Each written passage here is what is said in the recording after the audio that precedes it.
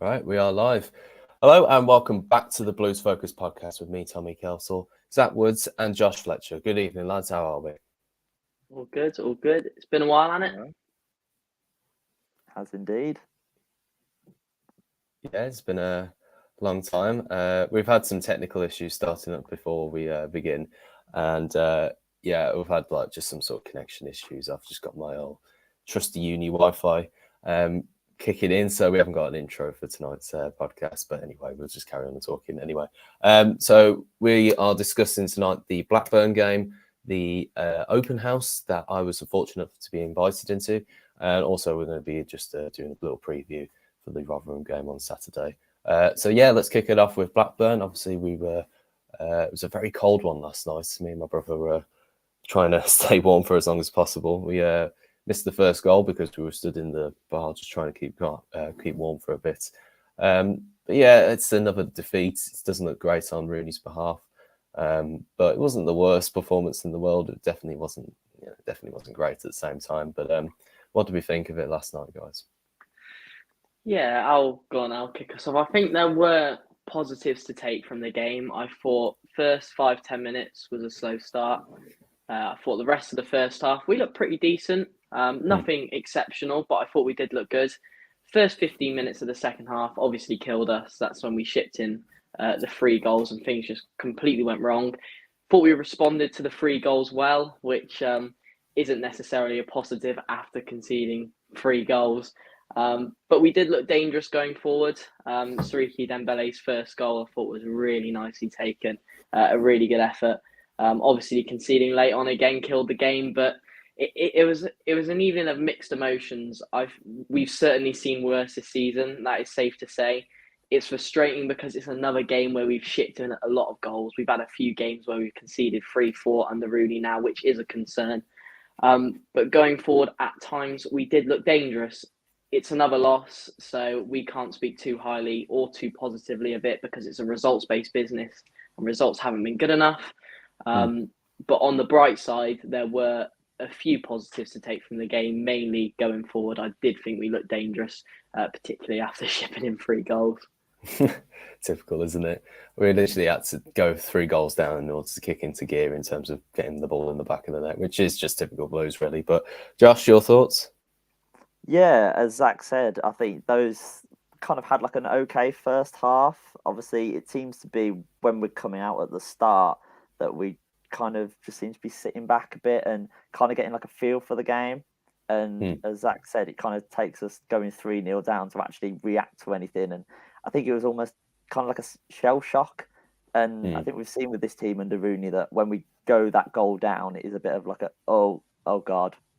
But like they reacted to it well. The 2 Dembele goals he took really well, which is a positive sign that he's still got that quality and he can produce. And I think the goal at the end was kind of a sucker blow because we were getting back into the game. Looked like we probably were going to be the team to get the equaliser, and just that goal at the end really took away. But better performance, but again, the results just aren't really coming. I know we got the win at Sheffield, but kind of definitely makes this Rotherham game coming up even more important. Yeah, definitely. What do you make to the opening 3 goals for Blackburn? Sloppy. I think the defence just looks disjointed, which under Eustace, they really looked like they all knew what they were doing. They all knew their roles. But watching the 3 goals back, all of them were just silly mistakes. I mean, the third one, Ruddy, we don't see that from Ruddy. Usually that's just a routine save. Usually he just kind of catches it and we're off. But really poor from him. The first 2 goals as well. Ewood and Sanderson, just as if they've never played with each other. They don't really seem to talk to each other during the game or seem to know where each other is. They just kind of, one of them just goes to get the ball. And if they miss it, then the other one's just kind of stranded. So definitely something they need to keep working on, especially if we're going to play this style that really wants to play. Yeah, it definitely is. After going to the open house, I know that from just sort of being there, that's his definite approach. That is, and he mentioned that actually. He brought up a reference from the Ipswich game, the first goal we conceded, where Sanderson goes out, he misses the ball, and they run in and then they score from it. And that was quite consistent last night with the first opening 2 goals, really. Which, is a bit of a shame, really, because, those, I don't think it reflects fairly on Sanderson, if that makes sense, really. I feel like he's been caught out a few times this season, and those were definitely chances like that. But I don't think he's a bad player. I know my brother doesn't particularly rate him, but I don't think he particularly rates him in terms of his ability on the ball, though. I think he's a decent defender, though. But yeah, it's definitely one to take into consideration. And yeah, like you say, Ruddy is like, I've never seen that really from him ever, apart from maybe probably even in pre-season or maybe the Swansea game last season where but even then that was just like a lack of misjudgment. He's never been bad with his shot stopping ability, so that was quite a surprise, really. Yeah, I think the frustrating thing on the Rooney is normally defensively we're actually pretty good, and on paper this season our backline is probably the strongest it's ever looked. We got Drama, who's prior to Rooney coming in have been brilliant, particularly in those final 2 games, both against Huddersfield and West Brom. He looked brilliant. We've got Ethan Laird coming back from injury, who first game back, to be fair, looked like he hadn't been away, but we know how talented he is. Buchanan's come back, looked very good against Wednesday, and can't compliment him too highly last night, shipping in 4 goals, but we know what a fantastic fullback he is. I'm a big fan of Sanderson. I've always loved him. I think he's that typical modern centre-back, strong, pacey, powerful. I agree with your brother, maybe not the best on the ball, but he makes up for that in other ways. And then Ewood, he's valued at £3 million. He's an imposing defender, isn't he? It's so frustrating that we've got these fantastic defenders on the pitch and we're shipping in, we shipped in a few goals, 4 goals last night, a few goals against Southampton, we even conceded to Sheffield Wednesday at the weekend, who are bottom of the league. It's infuriating because under Eustace and even last season in parts, especially pre-World Cup, defending was our strong point. And now that our defence is looking probably the best it has in recent times on paper, we're shipping in a load of goals. And for me, that can only be down to the way we're setting up, the way we're being managed, the way Rooney wants us to play. So it's such a shame to see such a good defence shipping in so many goals. And as you said, Tommy, Ruddy, he's always been so solid, such a fantastic goalkeeper. Pretty much, apart from, as you mentioned, that pre-season game against Rayo Vallecano, I think, where he made a mistake in Swansea. Yeah. He very rarely makes mistakes. He's so fantastic in the ball in the air, but it's just not quite working at the moment defensively, is it? I think your AirPods might have just died. Yeah. Oh, hello. It's all going wrong. Oh my God. I will. You know what? I'll send you a picture after this. My tablet is on a box leaning against my TV, so we're on a very budget setup today. You got to love it. This is what this podcast is made of. There we go, mate. Award-winning channel, all dressed up on the box and the tablet. And he's gone again. Yeah. And I've gone again. Brilliant. Let's. Anything else to add on that, Josh, in the Blackburn game? Yeah, I was going to say, kind of adding to what Zach's saying, I think we know that these defenders, they are decent defenders. Like, we've seen it under Eustace, and I think the problem we're struggling with is under Eustace, the defence were more of they played kind of like a low block in that they kind of sat back and kind of when teams attacked, they dropped, got back into position and just kind of soaked up the pressure, let Bielik and Sunjic move across, do their defending. And then if the ball did get past them, then it would be, boom, get it straight out. Well, I think with Rooney, they've been encouraged more they go towards the players. And when they're coming towards them, they hit them straight away. And I think they're struggling with that a little bit, especially Sanderson, for example. Like you could see in Blackburn, he goes towards the ball and you can clearly see that's what he's been told to do. But he just doesn't get there. And he seems to be just slightly off each time. The ball's nicked past and then they're through one-on-one. I think like Buchanan as well, came back against Wednesday and was really, really good. But I think he's more the type that if he does go forward, he can get caught out. We know he's not the quickest. We've got Laird on that wing. He can get up and down. But I think Drame, again, he's more of a defensive fullback. And I think they're just struggling with that change in tactic of that we've got to get used to pressing when they've got the ball, the defence comes up. And if they do go up, they've got to go up all together and probably play the guys offside. and it's going to take a while. I think with Rooney, I think we've got to get used to that. He's not going to go anywhere. Rooney, he's definitely staying till January. I get the Seems like feeling there's he'd going to stay be till the end of the season as well, depending on. yeah. It's obviously difficult to say on how results might go, but Mhm. I think it'd be amazing, really, to see him go before the end of the season. Really, it's going to have to be bad, isn't it, in order for him to I really, think so. really Yeah, I leave. know Yeah, they said in the open house that it seems like in January there'll be a couple of transfers, but summer is definitely where the big yeah, overhaul is going to take place. And I think they've backed Rooney, and I think that it looks like they are going to be sticking with him. He seems to be saying all of the right things. I know we didn't get to see on the live stream of what he said about his tactics and things like that, but from what I've heard from fans, they were very impressed. I mean, what did you take away from what he had to say? Yeah, definitely. Well, we'll segue this on a little bit. Definitely, it was. I think it was really just sort of showing that the players can play that type of football. Really, they took some footage from the training sessions and a couple of examples from the game. So they're working on in very small areas of the pitch. I think the first clip that they showed us was in the penalty area, where it was pretty much everybody in the box, so 11v11, and they were trying to work the ball around like a little rondo, basically, and try and kick the ball as quickly and as fluently as possible, which looked great. And the example they showed us was absolutely fantastic. It honestly went on for about, I'd say, nearly about 40 seconds, really, just keeping the ball relentlessly and quite calmly as well. Like players like Dembele and Miyoshi, once they've got it, it's just like, it's immediately on. The touch is immaculate and the pass is brilliant as well. A few other players were looking a little bit shaky, just a couple of trying to get the ball on quickly as possible. But that football looks great when it's working and everything. Yeah. And, they've got a good setup. They've got a good setup idea in terms of when they lose the ball, because one of the examples that Rooney showed was Middlesbrough in his first game, where the back two, which was Kevin Long and Dion Sanderson for that game, were like miles away from the central midfield, and they get the ball and they play it through, and it's just like everybody's chasing back just to help Sanderson and Long both out. And Sanderson has to make or I think one of the two has to make a last ditch challenge, just try and get the ball. They nick it round him, and then obviously he's offside, but he puts the ball in the net anyway.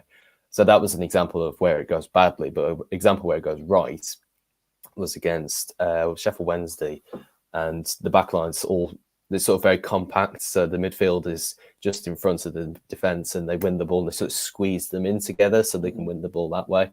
And that looks great, and when it works, it's great. But once you play against teams, and this is something I was thinking of, obviously, because we're playing Sheffield Wednesday there, who are bottom of the league and really struggling.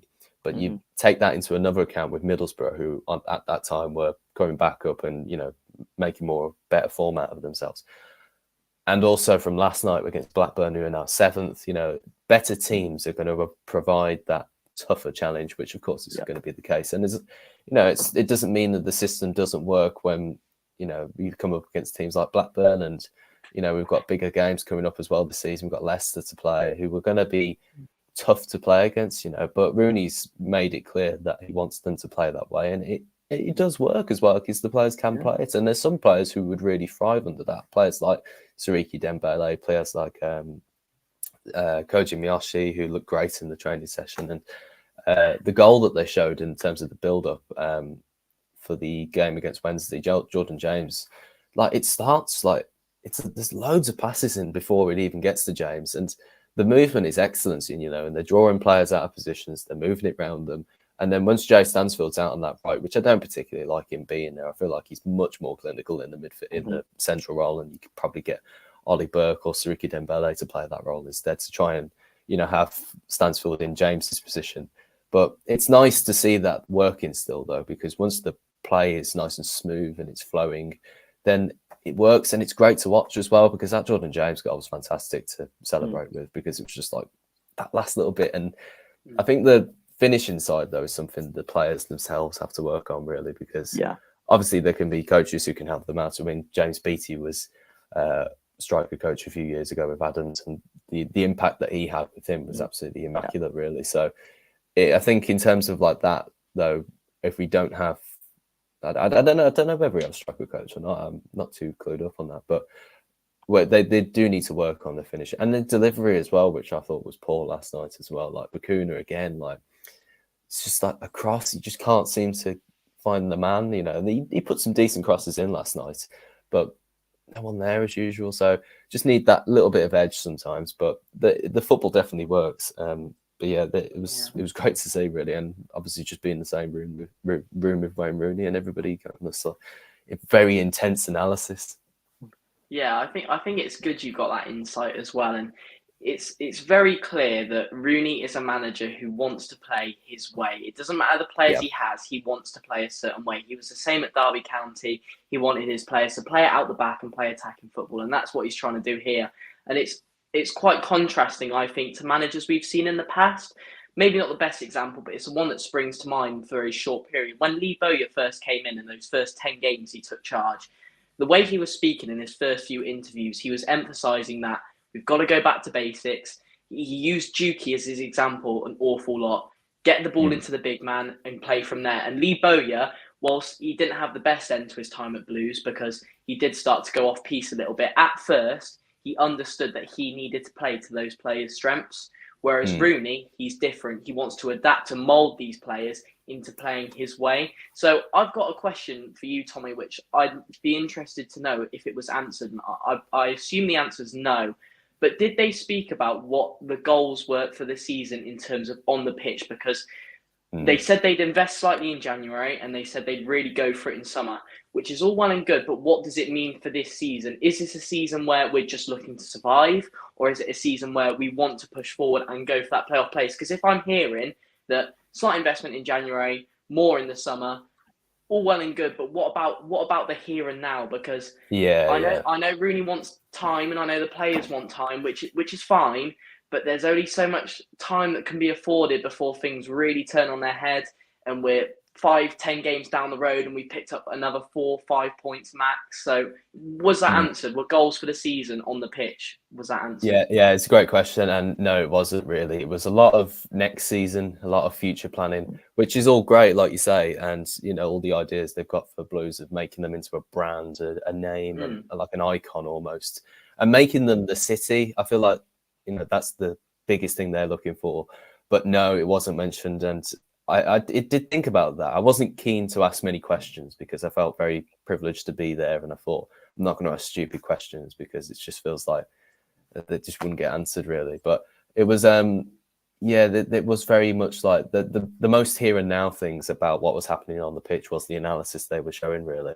And they did mention a little bit about how possession-based football is so important in football nowadays, because they pulled up some statistics from the past 8 seasons and they monitored like how many teams have succeeded over possession-based football. I think 88% of the teams that were highly possession-based have been promoted in the last 8 seasons, and that might be wrong. I can't quite remember the statistic. Numbers don't work well with me. I only got a C in my maths. So they and they put ours in it, and all the little statistics they put with was all red, and that and the positions that have really shown from it are evidence as well, which is fair enough. Although it does make me smile because my dad and my brother will laugh at this, but the one where we had like slight pale green, where we done okay for the season, was the Gary Monk season, and I like that season a lot. So just like, there you go, we're playing decent football, we're getting back up the table and everything. We finished 17th because we had a points deduction and a 5-game defeat. But yeah, I think a realistic view of what might be this season is like a sort of like a lower mid-table finish for this season. It's like a 14th or like a 15th or something like that. Because I don't think we'll get relegated. I think there's way worse teams than us. I think Wednesday and Rotherham are in big trouble. QPR as well. Yeah. Which is lucky for us because, it could be another season where we finish below 17th, which please just don't. I really don't want another season like that. I mean, I said it before the podcast. I think the Rooney situation with getting rid of Eustace and getting Rooney in has clouded what a fantastic job the owners have done. And as I said, even the small details, the way Obviously, we've had the big details in, the seats coming in and the ground being fully open again. But even like behind the scenes, a few pictures I saw, everything looks really done up and amazing. Small things like fireworks before the game and all this sort of stuff. And, the open house is a big, statement to say we're going to be open and communicative, which is a complete contrast to what we saw from the previous owners.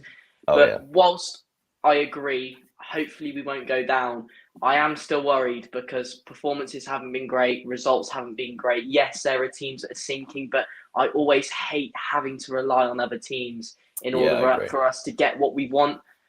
So I think it is quite concerning in terms of the way we're playing at the moment and the results we're picking up. And we don't want... It's frustrating to potentially being set up for another season where we're not moving forward again, because this was the time, the new owners coming in, a completely fresh squad. This was the time for us to push forward. And it's almost annoying that it sounds like it's being set up and almost delayed for next season. And as I said, I'm sure we won't go down because we've got a decent team and we're going to get some investment in January. But what about what if we do go down? Because what's next season then going to look like? What is all this investment going to happen then? Because the amount of money you lose from going from Championship to League One is huge. And for me, as a fan, the way I see it is the most important thing in football is results on the pitch. And it's all well and good, all this stuff being around the outside of the pitch being done, which is brilliant. And I'm so, as a fan, so extremely grateful for everything that's being done. But results and performances have to improve. It's as simple as that, isn't it? Because recently it hasn't been anywhere near good enough. Yeah, I mean, it is. It hasn't been great. But yeah, like I completely get what you say. Like, is there a plan B or anything? Which I imagine there isn't. And I feel like the results will pick up soon, as Gary Cook was sort of alluded to in this opening monologue. I should also mention actually before in the 5 hours that we were there, the amount of transparency and the amount of things they were telling us about was honestly so much better than anything the BSHL have ever done. All the the little statements that BSHL put out to the supposed chairman and everything, that was, it was nothing. It was honestly that sort of stuff was just absolutely laughable compared to the stuff that they did at the open house. Honestly, I think there's not many clubs in the world that have done stuff like that. The way that they did that on Monday night, it was absolutely terrific. And the way that they sort of did it was different to how those meetings go. I've been in meetings before with stuff like that where they have breakout sessions and they put you into groups and they perhaps come around and talk to you. I thought when I did see it at first, that it was going to be like one of those breakout sessions we have like a discussion of the sort of stuff you want to hear from and that, and we had a tour guide. So there's a few other groups had people like Davo taking them around, Dale Moon and everything. And I thought we were going to be sat around the table with the guy and he was going to talk to us about what was going on. But instead, they took us around the stadium for a quick tour for about 30 minutes. And they said of all the things that they've been doing. And then they took us to different parts in the stadium. So the Rooney thing was in the tunnel. I think that was in his office. Darren Carter and the technical directors were also there, Craig Gardner and Hope Powell. The women's side was pretty similar to the men's side. Obviously, we're not going to talk too much about it because I don't feel like we would give a very good example because I don't really watch the women's games. Don't watch the women's games nowhere nearly as analytical as I do as the men's games. But still, it looked great, and obviously they're doing a great job with them at the moment, and hopefully they can get back into the WSL soon. And then they took us to the club shop with Mark Smith and Ian Dutton, talking about the business side of things. Talks about the impressions as well that we've been getting since the takeover and everything, and obviously with Tom Brady and everything, and Gary Cook and coming in. This we've been such a big attention for the media, and that's what's made me realise is the media, they love a story. And we have got a story now. We've got a proper story to tell now. It's and this Birmingham on the Rise stuff is looking fantastic, And like I said earlier, they want us to be like the city, and they want. I was speaking to the community people at the end. It was in the last session we had, and they were talking about that badge, having that connection with that badge, and the kids who are in poverty and struggles were coming up and everything. They're all Man City and Man United fans, and they've got no connection with that, but they want to, tap into that and make Birmingham City part of them, and they obviously they weren't born into it like all three of us were. So let's go into their lives and make a difference for them, and then they could come watch the games and have that same sort of interaction really with. And obviously with Sky now, with Sky and people like that being interested in reporting on us, it's led to an enormous amount of impressions, and it can only be good for the club, really. And I might be wrong on this statement again. Actually, I feel like there was definitely billions of impressions we've been getting on social media, but I honestly think that I honestly feel like I remember Ian Dutton saying that we've had about 24 billion impressions on social media, which I don't know if it's true. That might be where my brain's remembering it. It might be 2.4. But we've had a lot of attention, which has been great. They put a little video out on the trailer thing. They had people like Brummy Joe and things and all that, and all the people involved in the social media side. I mean, I wasn't included. I was a little bit. I was going to say, where were you, Tommy? I wasn't included in the video. I felt a little bit upset by that, but it's fine. Don't worry about it. I wasn't really there. They weren't there for me. That's for sure. That was the Football Content Awards. That was all about me. That was it. Before you segue onto that, actually, I do have one more question. What were the breakout rooms like then? What did that involve? Oh yeah, I wasn't segueing it on. I was still talking about the open house. Yeah, the breakout sessions were basically like presentations, basically. So Rooney did his thing about the analysis and the way that he wanted to play it. Ian Dutton and Mark Smiths were like how the club's going forward, the sort of the future for the brand of the club and everything, and the partners they're going to look to attract. And then it was Jeremy Dale who was doing the new supporters club, I think it's called. Yeah, I don't remember much from that now that I remember. I know it feels like I haven't said anything, but I honestly can't remember much from that. And then Liam Dash was talking about the academy side of things when we went up into the Legends Lounge. Yeah, that's it. That was good. He had Brandon Keeler, sorry if I'm pronouncing that wrong with him, Gemma Lawley. They talked about sort of how the academy's given like a good start in life to young people and everything, which I thought about this actually. We also had a couple of other sessions, which I'll get onto after this. But I thought about like the academy and obviously the way that he said about a good start for young people in their lives. I thought that's a great thing to say, really. And I did think though, because he acknowledged, not everybody who comes through the academy setup is going to go and be a professional footballer. But it did make me think like the way that they're sort of going about things and being like, Birmingham being the city now. Like it did make me think like those younger people, they could educate them and sort of like get them ready for a job at the club. Do you know what I mean? Because because obviously Gardner, for example, he's done it the other way around. So he's become a footballer, but now he's gone on to go and get another role in the club, as the director role. Yeah. But if there's a really smart kid, who's like, I don't know, doing well in school and education and stuff like that, but he's also with the academy at the Blues, but doesn't quite make it towards the professional level to go and play for the actual team. There's still an opportunity for him to go and get a job at the club, which I thought, and the way that he was talking about giving people a good education and giving young people a good start in life, I thought, well, the Blues could really tap into something like that. So I think there's an opportunity there for them to be a real influence in their lives.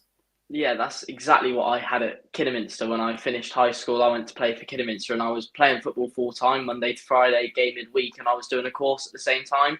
So it allowed me to have an opportunity to make it into football, which didn't happen, but there you go. But it gave me a qualification as well. So if I want to work in sport in the future, which hopefully I will, I've got that there as well. And I think a lot of clubs are sort of doing that these days. And I think it's brilliant because it gives those young people opportunity. Go back 20 years. If you all you've done all your life is play football and 21, sorry, you're not good enough, you're released. Well, what do I do now? But having the opportunity to play football, and if you don't make it, well, you've got this qualification behind you, and you can go into this industry. I think it's brilliant. So I don't know if Blues, did you say they do have something like that, or you think it would be good if they did? I think it'd be good to have something like that. So the academy could be almost extended into like an education system almost. So they excuse me, they almost have like lessons with it, and like they go on to do something they're interested in, just like a little bit of extra tuition whilst they're playing football and everything, particularly if it doesn't look like they are going to be on like sort of going on to becoming like a player or anything. But if they've got like a real passion for, I don't know, business side of things, then they could get them involved with the club. I don't know. It's just a thought and everything, but I think it's the way that he was talking about like the good start in life and everything. and the education they're given as well, and making them good people. I feel like that's something they could really tap into. I feel like it's a possibility for them, really. Yeah, then we moved into the new Alliance suite or lounge or whatever it is. I think it's just called the Alliance, actually, which is amazing, by the way. It really is like proper top-notch sort of stuff. In the room, obviously, they've got the bar, which is in that sort of circle, horseshoe shape. They didn't serve drinks, of course. I did have a cup of tea there, though. It was like my 8th of the day. Honestly, I was up about 6 o'clock, going around, rushing around, doing loads of stuff. But then there's like this little breakaway sort of room as well, which is just really nice. It's the one thing actually I do like about the not just the one thing. It's just one thing that I like about it, but the amount of blue that's in the stadium now, it looks great. The seats are like proper blue, and the seats, the stairs are white. All the little banners are proper blue and everything, so it really stands out. When you're down by the pitch as well, it's quite low lights and everything. Looking at like the opposite stand, I took a photo of it, and it's like the colours in there, and the tunnel's really blue as well, and all the new art and everything inside the tunnel's really blue and everything. It's also it's not painted onto the wall as well, which I thought was quite interesting. It's canvas. So the new sort of stuff along the side, it looks like it's the wall and everything. It's like this sort of like sheet. I imagine there's a wall behind it. I don't think if you'd leant on it, you'd sort of fall through it. But there is like a wall. It's just like a little bit of like a sheeting almost. It's canvas, which I thought was quite interesting. Probably nobody else does, do they? But yeah, it was good though. It's like all the new design of things, and they've got bigger ideas as well that's coming out. I don't know whether this is out in the public actually. No, I'll forget it. We were told things that are a little bit confidential. I don't think they would be upset if they were coming out. Also, obviously, they wouldn't have told us about these things. But yeah, I'm just being like a tad cautious, just in case I get an angry phone call off somebody saying, "Why did you put that out there? We didn't have that outside." Yeah. Aside from that, I mean, the guy who we were talking to about the renovations and everything was excellent. I'll remember his name in a minute because he was really, really good in terms of the way he was talking about the new stadium, the new look to the ground and everything. And honestly, the speed, like I completely forgot how quickly they did it. It was absolutely remarkable. All the stuff outside the stands, and they showed us another clip of like the time lapse that they took, and it's like I completely forgot about that because obviously I went down to the Trevor Francis thing, and they just started all. And it was like pretty much bare, and it looked like the old 2010 stuff because they had all that up before. And it was all down immediately. They got the established 1875 thing up. They got the Birmingham City thing, and then obviously got the badge and the 2 sideboards as well. And then obviously all the stuff inside the stadium, and the lower tiers as well. Like they've had their little bit of a blip with the Buckingham group going out of business, but as soon as they got the other people in, it's like woof in. Yeah. Done. The cop came up like that, didn't it? Literally a click of the fingers, and the cop was sorted. They've done it quicker than, because obviously Anfield had the same people, didn't they? And they finished our stadium quicker than Anfield. Like that's still stopped. So they've literally I imagine just done it like that. I can't remember who they went with actually. I think they were a local business, so they said, "Buckingham, we're going out of business. Do you mind finishing the job off for us?" So yeah, that was pretty cool for them to do. But yeah, they've obviously got the new subs benches in. They've done the Alliance, which was also had its issues of its own. It was meant to open at the Leeds game, and they had like that massive flood from I think it was a leak in the ceiling that they had. So they had to sort that out as well. But then just woof, straight through, which really sort of amplifies the sort of intent they've got really. And obviously Tom Wagner and Knighthead and everything, it's like they want things done quickly, but also done properly as well. And that's sort of what I took away from all of that, is that they want to be great. They don't want to be, just stabilizing and just see where it goes from there. They've got big ambitions. They've got in a massive partner with in Undefeated. They've got bigger ones lined up, and they've got an ambition to get us back into the Premier League and make us an established Premier League team, and really just make like us like a proper club again, and get fans down to the ground and everything, make it a good atmosphere, make it a good, a good sort of thing to do on a Saturday, because Gary Cook said this in his Q&A at the end. He said like nothing worked when he got here. You know, there was no heating, there was no hot water. There's nothing works. The phone lines are all pretty crap as well, so they're fixing those and the Wi-Fi and the connection and that. So really, it's just like them trying to make Birmingham City Birmingham, if that makes sense as well. It's like the city is ours, you know, and that's the thing. That's the mantra that they were really trying to get through. Birmingham on the rise again. You know, all those things that have been, you know, sort of used as like advertising tools are really stuff that they stick with. I think Gary Cook's probably the best person to take us forward in that mark as well, really, because he's just got the idea, isn't he? He's already great in business and he just gets the blues as well. So really, I think there was nothing really that was that you could really argue with, really. I think that they timed it well as well in terms of when they were doing it. I think it would have been better had they done it perhaps between two home games, because it would have been good to have come back down. Like if last night was at home to Blackburn, like the atmosphere would have been really, really quite good then, wouldn't it? It'd be quite pumped from the feeling. But because it was Blackburn, and I mean, we took a fair few, but still, it was like, it just wasn't our soil, was it? I mean, after Sheffield Wednesday putting a win, Rooney's first win as well, so we're feeling better at the stadium and everything. But had it been like Blackburn at home last night, I think it would have been like, yeah, we're here. We can see all the changes. We've heard all the stuff on social media, which as well, other people who did stuff on it as well. We've done an article. But other people who've written stuff up about it and done Twitter threads and everything, they were excellent as well. Great to read through. Yeah, it's just a really great night, really. I can't really say anything bad about it, really. There was nothing really, nothing bad to report. I don't know whether you guys got any other questions, because I feel like I'm rambling now. No, I think everything you said there, as I said at the start, is so positive, and we couldn't have had a better group, I don't think, come into the club. In terms of what they've done in the short period of time they've been here has just been remarkable. And as fans, we're also grateful for everything they're doing and will continue to do. It all sounds so positive, and I know results aren't exactly what we want at the moment. But having said that, they're clearly ambitious people. They clearly want what's best for Birmingham City. And even, as I said, the decision to get rid of Eustace and bring in Rooney, again, although isn't proving fruitful at the moment, they just want what's best for the club, which couldn't be said about our last owners. So we're so lucky to have them in, and the open night sounded really good. It sounds like they were so open, so transparent. I mean, if you're delving into things like tactics, it shows how open and how honest and how much they want the fans to be informed and know, which is a complete contrast to the last guys. So it just, it all sounds really good. Yeah, I'd have to agree. I think the one thing I've taken away from that, obviously, as Zach said, like on the pitch, it's not fully working. And I think under the old owners, it would be like, oh, God, it's only going one way. But I think with these current owners, they've come in, and I think the word is relentless.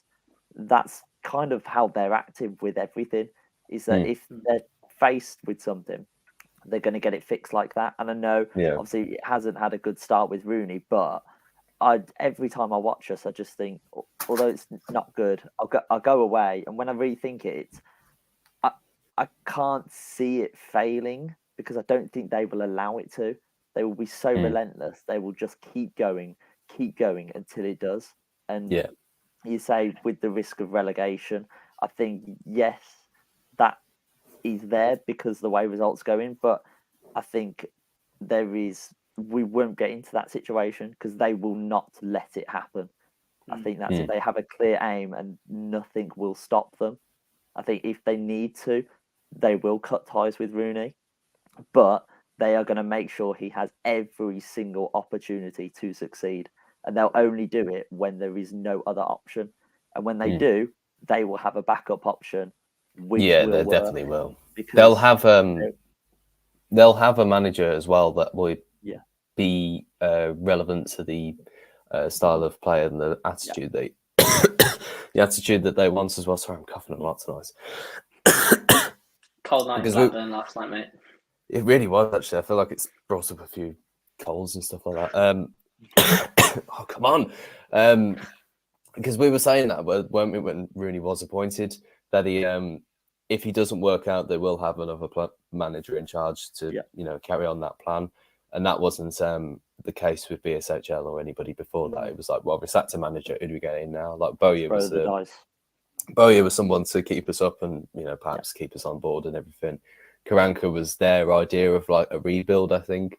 And when that failed, I think they threw the toys out the pram a little bit. I think they were a little bit upset about that. I definitely think, though, the Monk is definitely the biggest thing that sets us on this path in terms of going down such a spiral. But, that's the old Blues now, really. And really since they've took over, there is no, there's no way we're going to end up going back into those patterns of like being self-destructive as usual. I know that Rooney at times might feel like a bit of a self-destruct button, but the idea isn't the self-destruction really. Like the idea, because if he comes in and wins his first 3 games, it's worked, isn't it? But because it hasn't worked, and they were tough games, in fairness, in hindsight as well. We were playing teams who were very much on the rise in terms of coming back into good form for the season. And we have got players who still are, struggling to find their feet and everything. But we've got some really good players as well. And I definitely do believe that it was a bit of a rash decision to make Rooney the manager after such a good run with Eustace. And I also think it's a bit rash, like Zach was saying earlier, and like I've said before, to change up the system and change things that were the players were getting used to. But that's how football goes, and I think those players are more than capable of playing their positions and those tactics and everything. Because we weren't like out of the game last night. I feel like had that been Eustace's team last night, I think they probably would have got undone. That counter-attacking football probably wouldn't have worked last night really. But it's still a work in progress.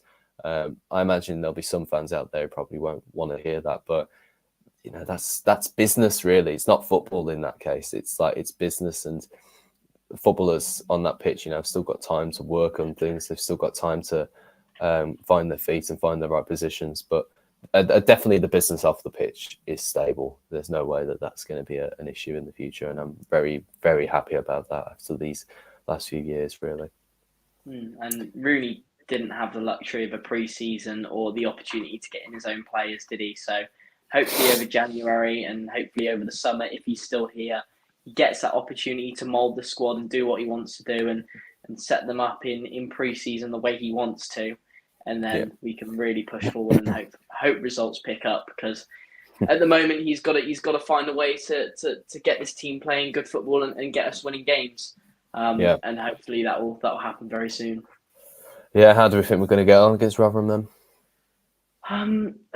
Rotherham aren't doing well, are they? They've had a really, really tough start to the season. It is a home game, isn't it? We're at home, right? Yeah. I think. Yeah. It's giving similar vibes to the Sheffield Wednesday game in that I do believe we will win the game, but how convincingly we win the game, I'm not sure, because Sheffield Wednesday certainly wasn't a convincing performance, was it? So whether Rotherham will be similar, I'm not sure. But I can see us picking up 3 points, especially after the open house. And yes, we lost 4-2, but there were positive signs in that Blackburn game yesterday. So I can see it going well this weekend. I can see maybe another 2-1 win. I can see us getting a couple, but defensively we are conceding a lot. I can't see us keeping a clean sheet anytime soon, put it that way. But yeah, I think this weekend is a good opportunity for points, and it's a game where really we need all 3 points because, like you said, Tommy, we have had tough games recently, but to be honest, the Championship's a tough league, and if we're just going to roll over every time we play a tough team, then we're going to go down. So we need points against Rotherham, all 3 ideally, and I think we will get it. I think we could walk away with a 2-1 win. Yeah, I feel like we'll win. Josh? Yeah, I think this is the first game under Rooney where we'll properly see how he wants to play, because I think Rotherham will come and just sit back. I think Sheffield Wednesday had that kind of counter-attacking ability, which I think our defence at the moment aren't too sure about, like with quick players up front. Obviously, Rotherham are very much just hoof it to Jordan Hugill, and I think Sanderson will be okay with that. I think that kind of suits his game a little bit more. I think it'll be the first game where we have proper possession under Rooney. And I think that's where your players like Dembele, Miyoshi needs to get on the ball in this game. and do how he was playing under Eustace, where he was going to the ball and looking to find space. So I'm hoping that we have a lot of the ball and we create chances. Again, I don't see us losing. There might be a slip up and we draw, but really I see us winning. And I think we need to use this as the catalyst now to kick on. I think the Blackburn game, it wasn't the result, but I think the way the game played out kind of suited Blackburn in that they kind of like that chaotic kind of game. They don't keep clean sheets, and their tactic is very much just score more than the opposition. But I think Rotherham will come more to sit back, and we'll have to break them down. And I think that's where we will play better when we've got the ball, and we'll be able to play that possession game that Rooney wants to play. Because when they get the ball, they're just going to hoof it. And I think if we press them, they're going to panic. So I think we'll see that press. We'll see Rooney ball, and hopefully this will be the kind of like the showing to the fans of that Rooney can say, look, it works, and just hopefully we get it.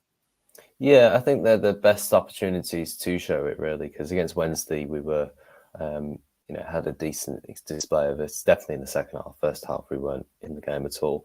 But I feel like we've kind of got to show that, really, because we're not going to get a better opportunity, really, unless we play outstandingly against Leeds, which is very unlikely. Because those games, are must-wins anyway. But if we're going to get fans on board with the way that he's going to be playing, then, this is perfect opportunity, really. But, Rotherham are, definitely a decent side. There's still a good, there's still got chances this season to turn things around.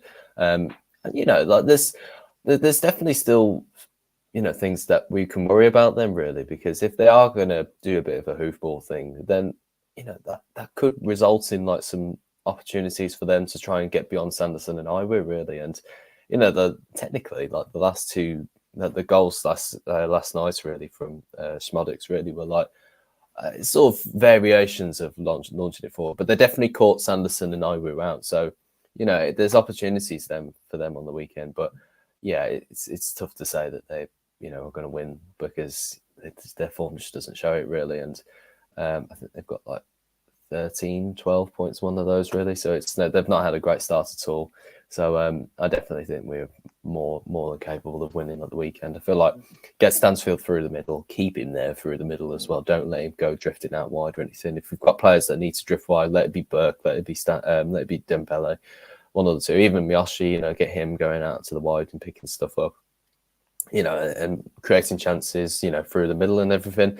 So, like, and obviously, if they're going to play hoofball, then we're going to play it on the floor. So, like, we've got to do like the opposite of what they're going to do at the weekend, which is like a perfect opportunity for us to demonstrate Rooney's new tactics and everything. And I think we will win. I think we'll win 3-0 as well. I don't think Rotherham will challenge us, really. I feel like Sanderson and Ruddy have obviously been called out for stuff on the game against last night, but it's mistakes and everybody makes them, so I feel like they'll make up for them at the weekend. I do feel like we're going to win. You say 2-1, Zach? I'm going to go 2-1. Yeah, I can't see us keeping a clean sheet at the moment, even though Rotherham are having a torrid time. But yeah, I'm going to go 2-1. 2-1. And then Josh, you win a 2-1 as well? 2-0. I think we will keep a clean sheet. I think they all have chances, but I think we'll just get away with it and we'll get our first clean sheet under Rooney. Very good. Well, go on, I was going to say, I guess there's two bits of news that have come out today. Yes. Rather comedically, the new mascots. What do we think? I thought you were going to talk about Donovan first. I thought that's the first thing. I think the important stuff first in the new mascots. Now they're interesting, aren't they? They're a downgrade, fair to say. What have they done? Honestly, I'm not a fan of them at all. Yeah, I don't know who. I don't know who looked at those and thought, yes, they're good. I'm going to take those and run them through. We've smashed them. But now, I think it's one of those decisions where you look and you just go, why? What? Why? Did they? I don't know why they do them though. Like, were they? By this? Yeah, but the old mascot suits a bit like, were they a bit worn out or something? Were they looking at getting new ones? And they said, well, rather than buying the same old ones again, why don't we go and make some new ones that'll look better? No kid's going to want to go and get their photo taken with that. That's just, I don't like that at all. They look, no, I'm right. Moving on, they're Donovan. not great, but Move on. Yeah. On to better news. yeah, I think more important news is the Donovan contract. I think overall it's such a positive thing. I've only watched I think 2 or 3 games of like a full 90 minutes this season with the 21s. I think 2 actually, but the games I've seen him in, he looks brilliant. Very, very good on the ball. Probably similar to the nearest thing to a first team player is Miyoshi, in that he's quite a small build player, but he flies past players like they're not there. I think it's so fantastic. We've got this young lad on a contract now, only 17. He's obviously come off the bench. Is it twice now he's come off the bench for Blues? He just looks really, really good. And I think to have him as our player, I think is so fantastic and such a positive thing. And we've mentioned it before, but Rooney loves to play the younger players, doesn't he? And I feel we've seen it with Romel Donovan signing a contract today. We've seen Jordan James getting far more minutes, which I think is a really positive thing, because I think he's looked very good so far this season, and showed early signs of that in pre-season. But to have these youngsters coming through the ranks and someone like Romel signing the contract, I think it's a really positive thing. Yeah, absolutely. I just want to just flash this message up in the chat. Do you remember the blue nose mascot? I don't remember him, but I have seen photos of him. My mum's had a photo of him before. I've seen pictures. We've had bad mascots before, that's for sure. Yeah. Well, I don't know what the... Yeah, is this I worse? just don't know why. Is this one worse?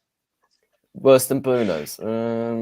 I just remember him. Like I said, we used to have like there was this thing called there was like the halftime entertainment, which coincidentally is actually not a thing anymore. Chip and Win, is it? That's I thought that. Yeah, I thought they were waiting till obviously the Tilton Open back up, but yeah, they've just completely stopped. Because they're doing more of the talking now with the whoever this halftime guest is. I suppose so. Yeah, they've got the new camera stuff as well on the board as well. Yeah. But they used to have I think it was the shed or something, whatever. People used to try and chip it into the shed, and people used to boo it on. Yeah. They got rid of it for a couple of years, and then they brought it back for like once. One game. I was at that game. One game. Was weird, that was. But we've had some weird halftime entertainment. We had for like a couple of games at the start of the Monk season, where we're doing like this spin round the ball and then like dizzy penalties basically, and that was just like a disaster. We also had the 888 sport thing. We had to kick it through the circles. I never was a fan of that. Chip and Win's the GOAT. That's the thing. Chip and Win is the best. No one's ever even had a go from the halfway line, have they? I think the furthest they've got is one. They have. They definitely have. Yeah.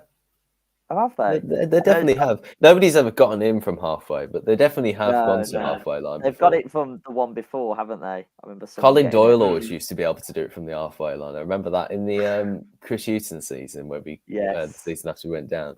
He used to always do it from the halfway line after everybody'd done their bits.